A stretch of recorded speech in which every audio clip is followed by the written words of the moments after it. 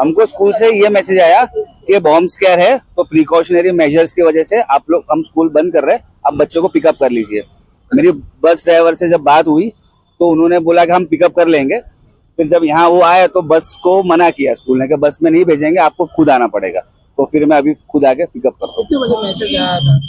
अभी exact time आपको बता देता हूँ, आया 10:06 पे। आपका नाम? मुआज खान। શું આપણને મેસેજ આવ્યો? આત્મીય વિદ્યાલય સ્કૂલ છે અને મેસેજ એટલો આવ્યો છે કે અમારે છોકરાઓને લઈ જવાના છે, છોકરાઓને લઈ જઈ રહ્યા છે. ડિટેલ અમને ખબર નથી.